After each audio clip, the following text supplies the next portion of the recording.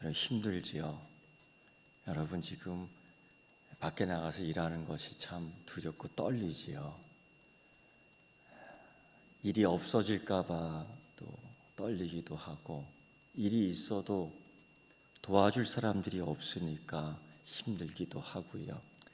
또 이러지도 못하고 저러지도 못하고 염려스럽고요. 이미 땅을 갈고 씨는 뿌렸지만은 거기에 잡풀이 나고 가시가 나고 엉겅퀴가 나니까 여간 힘든 게 아닙니다. 그래서 아이고 죽겠다, 아이고 죽겠다는 소리가 나도 모르게 지금 나오지 않습니까? 괜히 사람 만나는 게 어렵고 힘들고 두렵고, 괜히 기침하는 곳에 가면 왠지 소름이 오싹오싹하고, 내가 만일 그러한 일 당한다면 어떻게 될까? 세상 하루하루 살아가는 게 참 두렵고 떨립니다. 그러더라도 저녁 때쯤 되어 집에 돌아와 몸을 씻고 이렇게 가만히 앉아 있으면은 그 피로가 풀리는 것 같고, 또 그 지침과 두려움과 염려가 이렇게 가라앉는 것 같고, 눈에 낀 먼지로 인해서 뿌옇던 것이 어느덧 촉촉히 젖어오는 눈가에 그 눈물 때문에 이렇게 잦아드는 것들을 경험하게 됩니다. 하나님은 그렇게 해서 내일을 소망 갖게 하고, 또 하나님은 그렇게 해서 오늘의 피곤함을 이기게 하고 힘듦을 극복하게 하셨습니다. 그래서 우리에게 그러한 기능을 하도록, 그러한 능력이 있도록 하나 주신 것이 있습니다. 여러분 다 경험하는 거예요. 그게 뭔지 아십니까? 바로 가정입니다. 가정. 특히 어떤 가정인 줄 아십니까? 성령 충만한 가정입니다. 그 가정으로 돌아갈 때 새로운 힘을 얻고, 그 가정에서 지친 피로를 풀고요, 그 가정에서 마시는 물 한 모금이 하나님 주신 은혜의 생수처럼 새로운 힘을 주게끔 하는 가정의 능력, 성령이 있는 능력 있는 가정의 본 모습입니다. 하나님은 그러한 가치 있는 가정을 우리에게 오늘 이 시대에 주신 줄 믿습니다. 하나님은 말입니다, 이 가정을 창세기 시작 때부터 주셨습니다. 아담과 하와를 만드시고 그들이 따로 분리해서 사는 것이 아니라 같이 연합해서 사는데 너무 보기에 좋았습니다. 그게 바로 가정의 시작입니다. 그리고 하나님이 그들의 가정에게 축복을 삼박자로 해줬는데, 생육하라, 번성하라, 충만하라. 생육하기 위해서는 건강해야 됩니다. 번성하기 위해서는 형통해야 됩니다. 충만하기 위해서는 단단해야 합니다. 그런 축복들을 한 개가 아니고 두 개가 아니라 삼박자로 주시는데, 왜요? 가정이 그만큼 중요하기 때문에. 하나님이 창조한 창조 세계를 이끌어가는데 우리에게 없어서는 안 될 보호처, 바로 그게 가정입니다. 예수님도 말입니다, 이러한 가정의 중요성을 알고 예수님 공생의 첫 이적 사건을 이 가정 사역에서부터 시작되는데, 남의 가정 시작에서 시작합니다. 바로 가나의 혼인 잔치입니다. 예수님의 이적 사건이라는 것은 자기를 표현하는, 자기의 그리스도됨을 표현하는 놀라운 사건, 의미가 있습니다. 그런데 예수님의 이적 사건 그 첫 시작을 그냥 가나안 혼인 잔치에서 물을 포도주로 변하게 하셨습니다. 언뜻 보기에 이러한 기적을, 이러한 이적을, 또는 심하게 생각하면 쓸데없이 할 수 있을까? 그런데 예수님은 가정의 첫 출발의 시작을 실망하지 않고, 그 가나의 결혼잔치에 참여한 신랑과 신부의 첫 출발을 축복하는데, 그 잔치에 모자람 없이 이제까지 마셔보지도 못했던, 즐겨보지도 못했던, 음미해보지도 못했던 가장 질 좋은 포도주를 우리 주님 예수 그리스도께서 선물해 주신 줄 믿습니다. 왜? 신랑 신부의 첫 출발하는 가정의 시작, 축복으로 하나님이 해주시는 거예요. 성령님은 어떤 줄 아십니까? 성령님은 위기에 빠진 가족 공동체, 위기에 빠진 자녀들, 위기에 빠진 아내와 남편들을 위해서 새로운 힘을 줍니다. 세상의 눈초리가 어렵고 세상 살아가는 게 너무 힘들고 세상에 지치고 가족들이 하나 둘 쓰러지는 게 이 세대의, 이 시대의 문제입니다. 가끔 들려오는 소식도 아니고 자주 들려오는 소식, 한 가족의 사라짐의 사건들이 뉴스를 통해서 들려오는데 가슴이 찢어져요. 하나님은 그래서 가정을 만들어 주셨고, 하나님 그래서 가족을 만들어 주셨고, 하나님 그래서 그 가족의 신앙의 공동체를 만들어 주셨는데 그 기능을 하지 못하는 겁니다. 성령님은 이때에 우리 가정 공동체에 찾아와 주셔서 두렵고 떨림을 이기게 하고 핍박의 눈초리를 감히 담대하게 맞서게 하고 두려워 떨려 말 못할 것을 우리 주 예수 그리스도의 부활한 사건을 용기 있게 말하게 하고, 이러한 힘들을 가정 공동체에 성령님 임하셔서 주신 줄 믿습니다. 이 이야기가 사도행전의 이야기입니다. 마가의 다락방에 문을 잠그고 떨려, 문을 잠그고 두려워, 문을 잠그고 참으로 힘들어 숨어 있을 때 성령님 쓱 찾아와 주셔서 왜 염려해요? 왜 두려워해요? 왜 떨고 있어요? 왜 믿지 못하고 있는 거예요? 우리 주님 예수 그리스도께서는 부활하셨고 하나님 아들 그리스도이심을 보여주셨고 약속한 대로 너희 가정에 너희에게 하나님의 선물인 성령 주시고 너를 담대게 할 것이고 너를 쓸 것이고 너를 사용하실 것이고 너를 존귀하게 할 것이고 너에게 이제 복을 부어주실 거야 하면서 이런 약속을 해주셨습니다. 그리고 하셨습니다. 이게 성령 우리 가정이 임한 이야기입니다. 이런 이야기가 또 빌레몬의 이야기이기도 합니다. 이 빌레몬 가정의 이야기는 정말 사적인 이야기입니다. 개인 이야기입니다. 사도 바울이 개인적으로 편지를 써 부탁하기도 하고 권면하기도 합니다. 어떻게 된 일인지 이 집에 있던 한 노예가 도망쳐 주인에게 큰 손해를 입힙니다. 마음이 아팠습니다. 예수 믿는 이 가정, 예수 믿는 이 빌레몬 가정에 그 노예를 때려잡아 죽여도 속 씻지 않는 이런 상황 속에서 꾹 참고 지냅니다. 우연인지 필연인지 하나님의 작정 가운데에 이 빌레몬의 노예인 오네시모가 사도 바울이 1차 감옥에 갇혔을 때 만나게 되는데 거기에 제자 교육을 통하여 하나님의 아들, 믿음의 아들이 됩니다. 그 종 노예가 말입니다. 여차여차 여쭤보고 물어보고 질문하는 가운데에 사도 바울은 결심하게 됩니다. 이 빌레몬의 노예 오네시모라는 이 사람을 그 집으로 돌려보내기로. 죽으라고 보내는 건가요? 맞아 죽으라고 보내라는 건가요?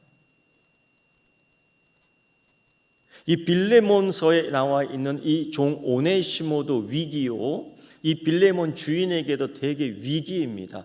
지금까지 그리스도의 가정으로 살았습니다. 이 도망친 노예가 돌아왔을 때 살려야 되냐, 죽여야 되냐, 때려야 되냐, 용서해야 되냐, 이 갈등의 문제가 생기게 되고 지금까지 예수님의 제자라고 사도 바울에게 교육을 받았지만은 도망친 주인에게 돌아가라 했을 때 이걸 순종해야 되느냐 또다시 도망가야 되느냐의 갈등의 기로에 서 있습니다.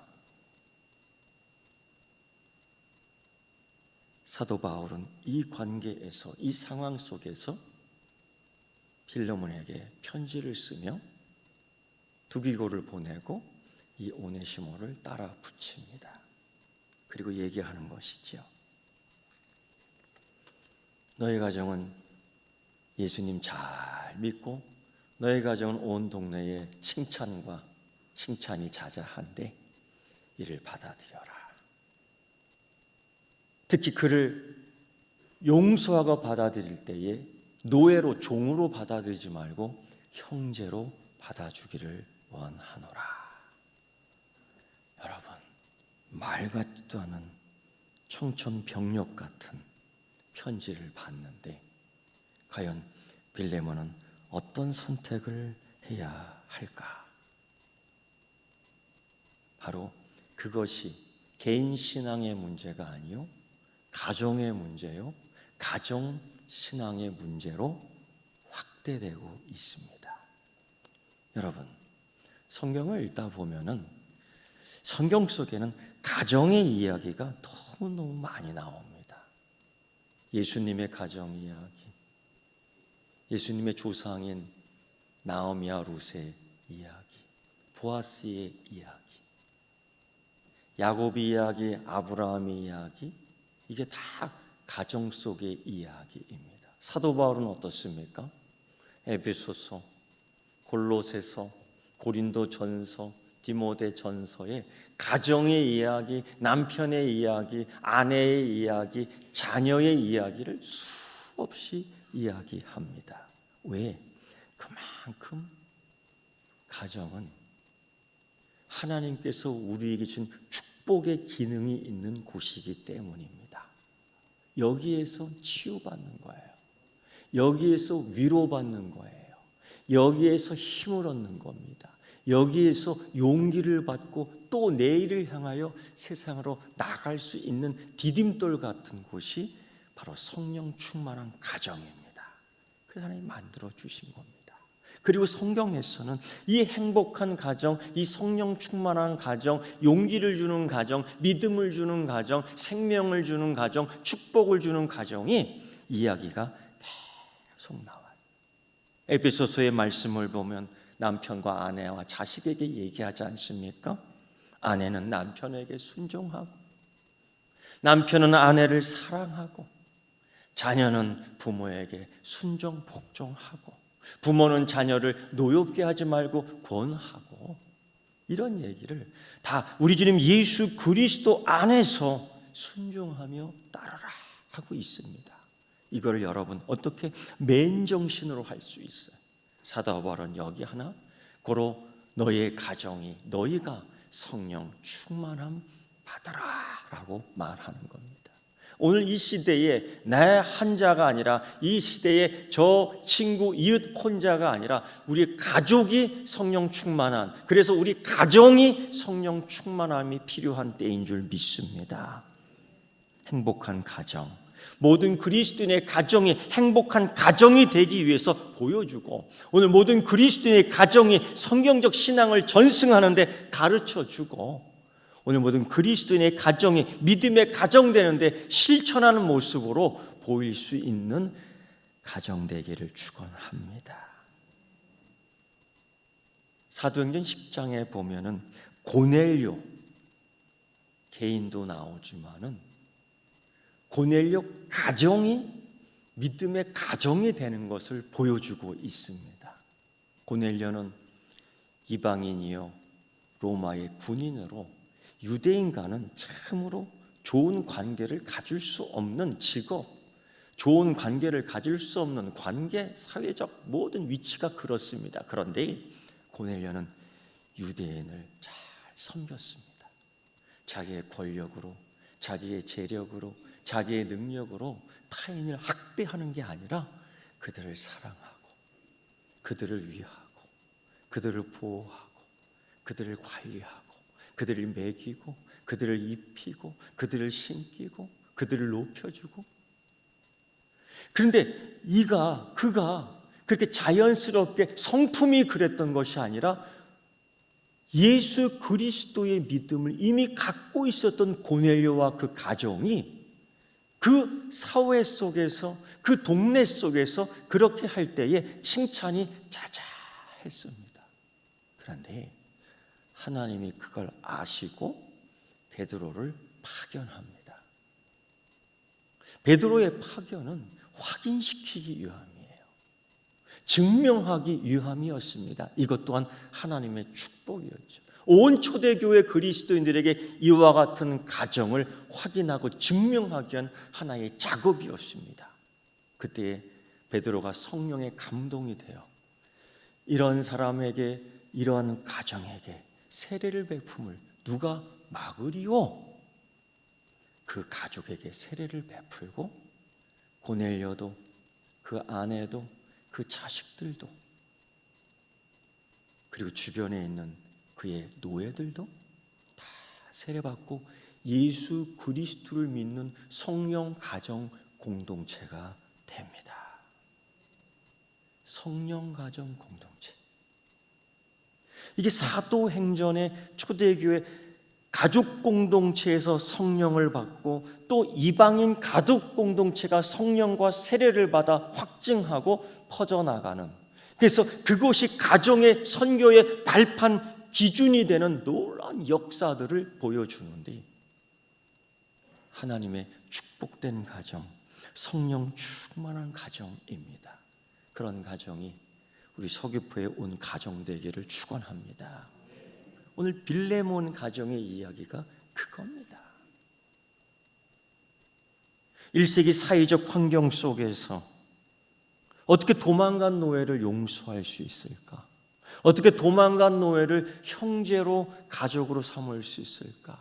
어떻게 도망간 노예를 아들로 삼아 교육시키고 장학생으로 키울 수 있을까? 참 어려운 이야기입니다. 고넬료 한 사람의 이야기가 아니라 그의 아내 아비아도 마찬가지. 고넬료의 원 아들 아퀴뽀도 마찬가지예요. 이건 한 사람의 문제가 아니라 가정의 문제입니다. 그를 형제로 받아들일 수 있을까? 그를 아들로 받을 수 있을까? 이때 사도 바울은 고넬료에게 그런 얘기를 합니다. 첫째, 혹 그가 손에 끼친 게 있으면, 빚진 것이 있으면 내가 후에 갚아주리라. 여러분, 사도 바울이 돈이 있겠습니까? 그러나 한 사람의 신앙을 위해서 자기가 물질적인 손해 보겠다라는 거예요. 그리스도의 책임을 다하는 거지. 그때에 사도 바울이 고넬료에게 이런 얘기합니다. 너도 빚진 자 아니냐? 무슨 빚? 권사님 내게 빚 졌잖아요. 장로님 내게 빚 졌잖아요. 무슨 빚? 복음의 빚. 복음의 빚. 사도 바울이 이 빌레몬에게 그 얘기를 하며 너도 복음의 빚, 은혜의 빚, 사랑의 빚, 축복의 빚을 졌잖아.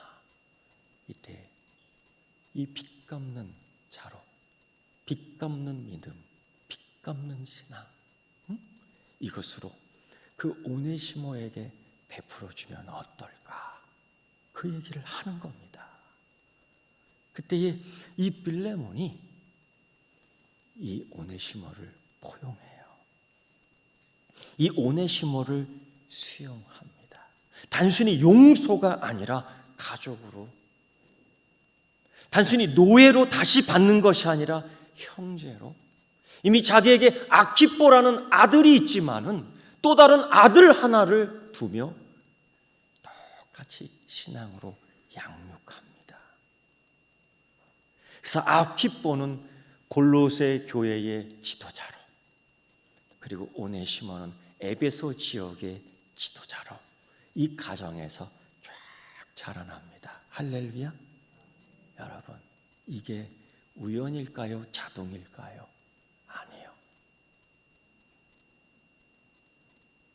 자녀들은, 아들은 아빠의 등짝을 보며 성장합니다.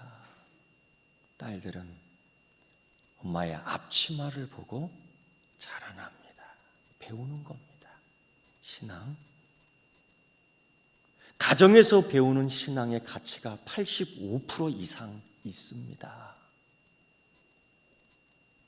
사랑하는 성도 여러분, 이걸 다 보고 배우는 거예요. 그럼 여러분, 이러한 이 빌레몬의 집에 일어났던 이 일들을 보며 어떻게 우리 가정도 성령 충만한 가정으로 하나님이 키우는 이 자녀들로 하여금 우리 가정을 통해서 이 나라와 이 세계를, 그리고 하나님 나라를 위해 궁극적으로 어떻게 영광을 돌리며 섬기며 봉사할 수 있을까? 첫째는 여러분,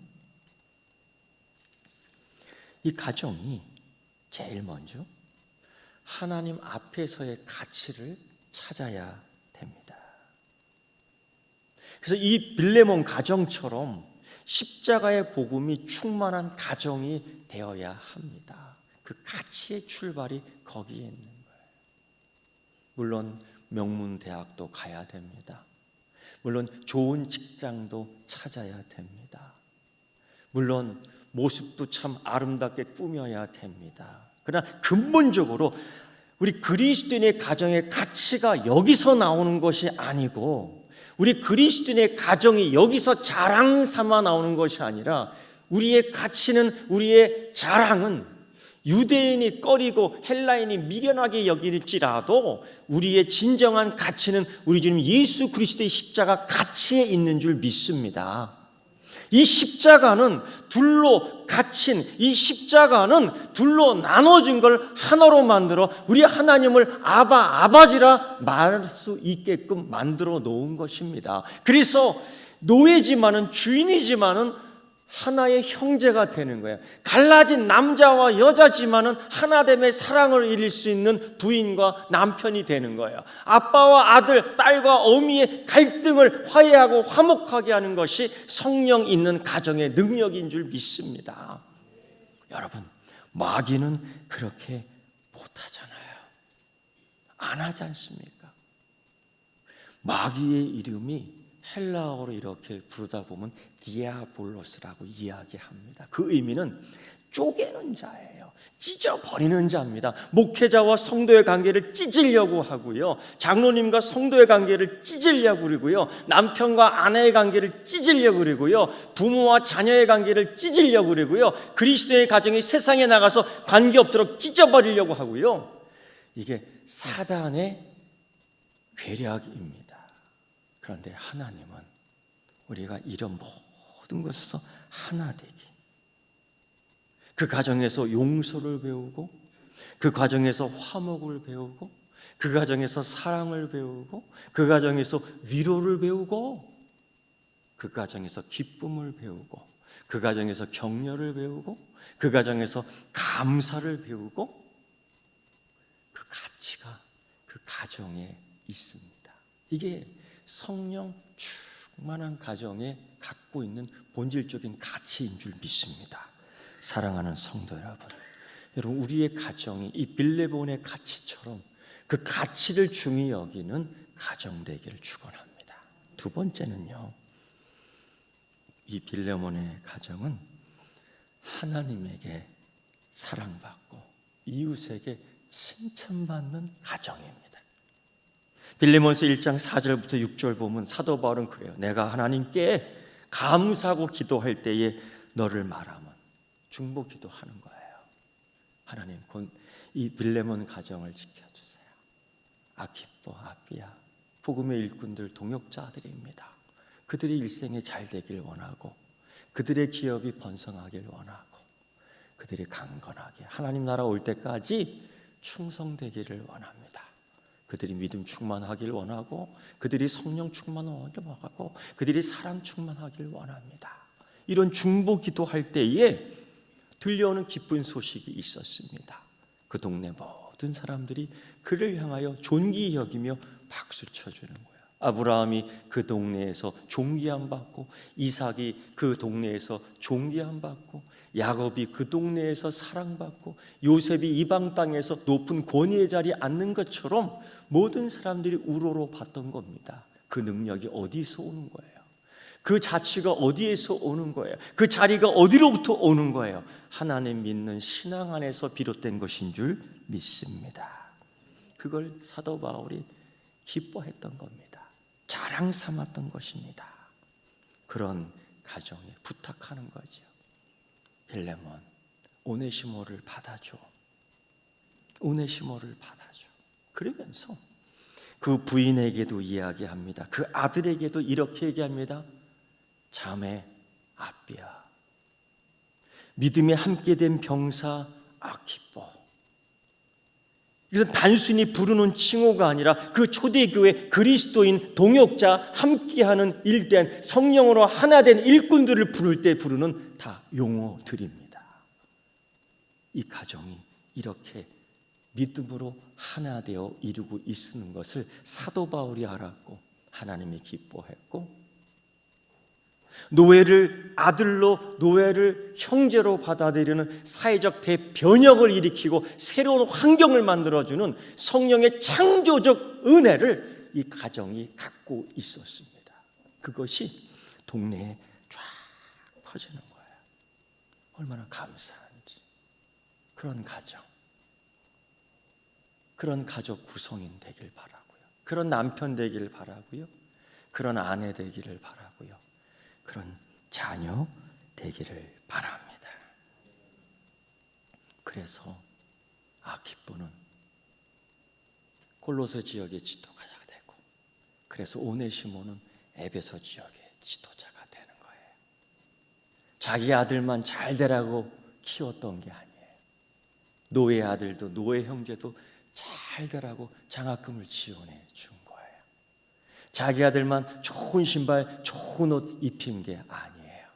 동일하게 너도 멋있게 입어라, 너도 멋있게 신고 세계를 향하여 뻗어가라, 좋은 신발 신겼던 거예요. 나와는 상관없으니까, 나만 잘 살면 되니까.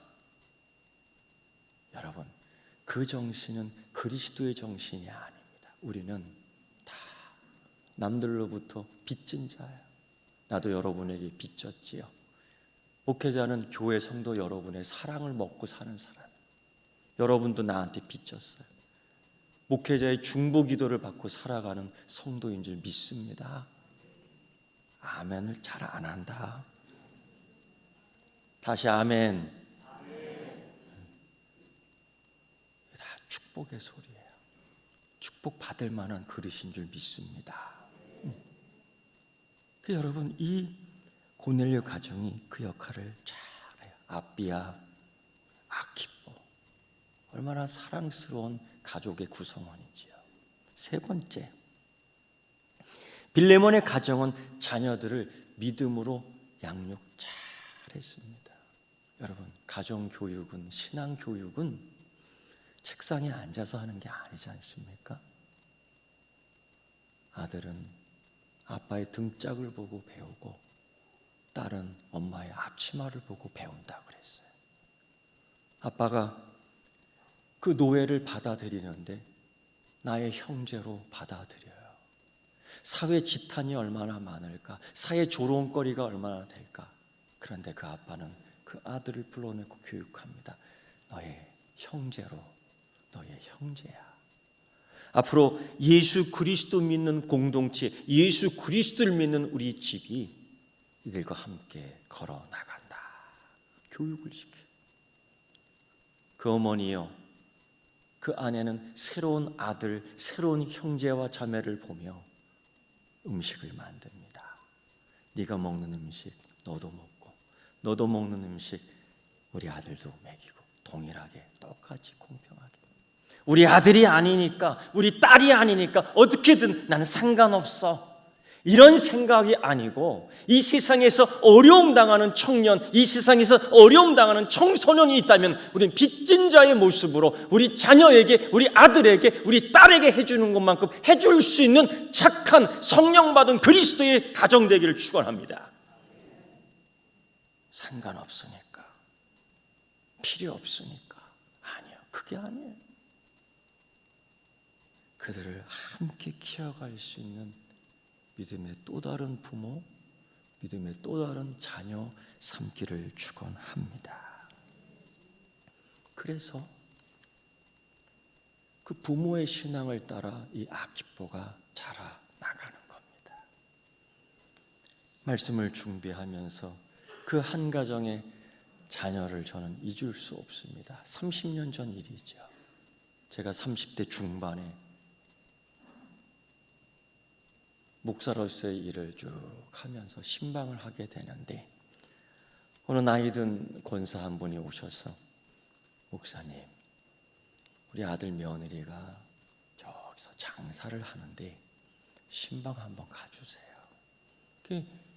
목회자에게 오셔서 부탁하는데, 특히 신방 가는데 못 갈 거 없잖아요. 안 갈 거 없잖아요. 그래서 언제 가면 좋을까요? 했더니만 요때 가주세요.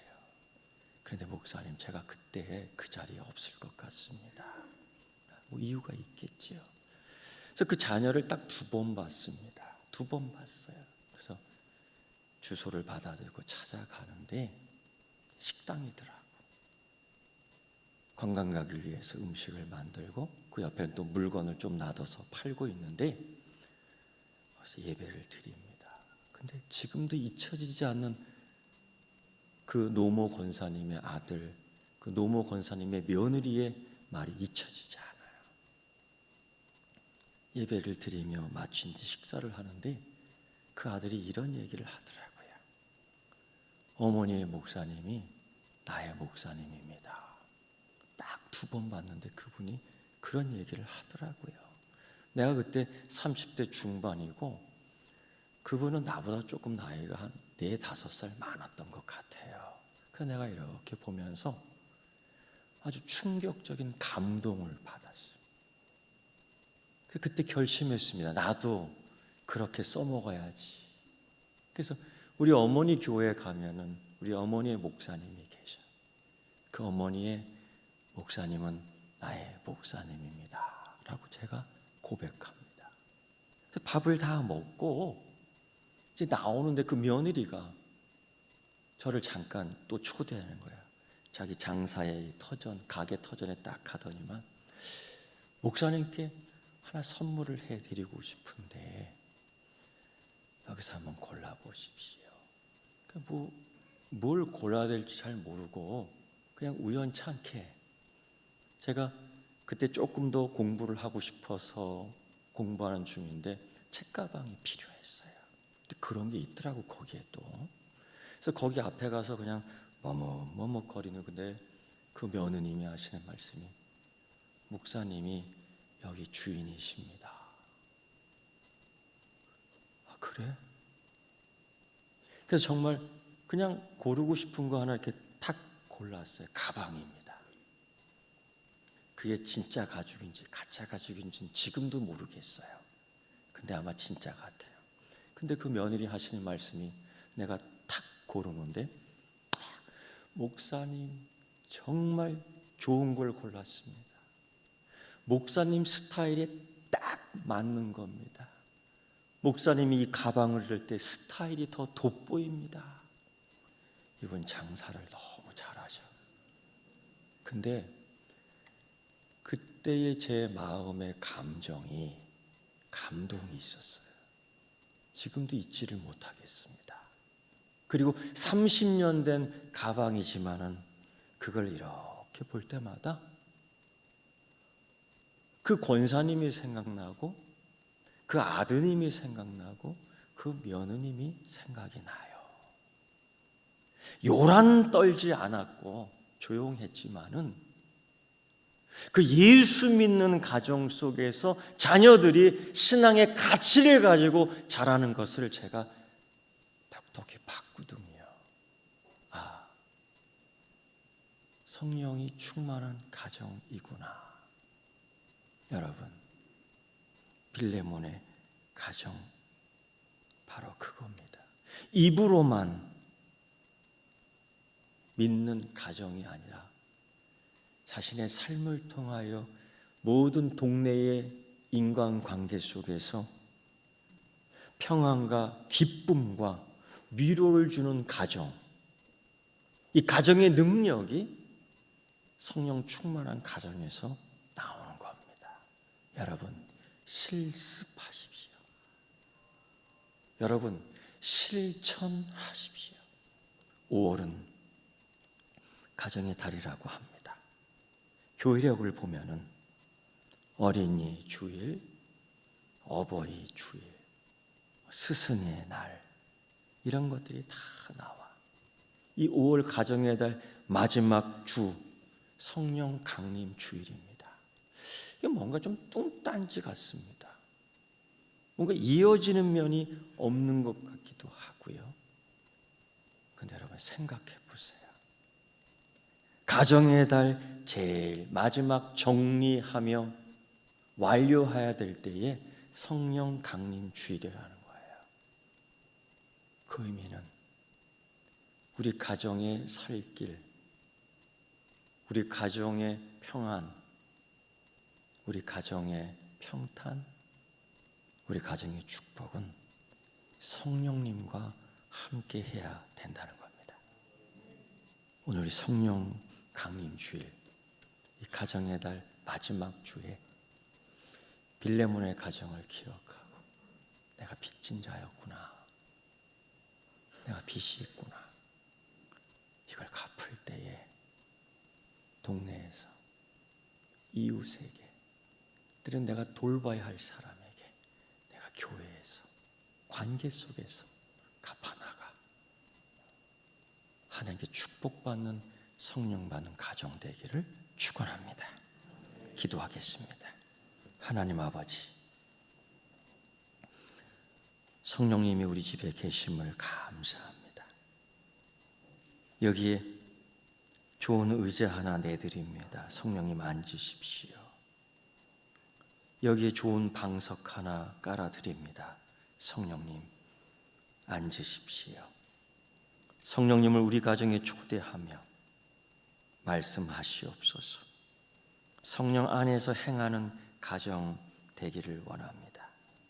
오늘 빌레몬 가정에게 주셨던 은혜와 복을 우리 가정, 자녀에게도 남편에게도 아내에게도 주셔서 강건케 하시고 평안하게 하시고 평탄하게 하시고 사회로부터 칭찬을 받으며 나라와 민족을 위해 일할 수 있는 인물로 키워 주시옵소서. 예수님의 이름으로 기도드리옵나이다. 아멘.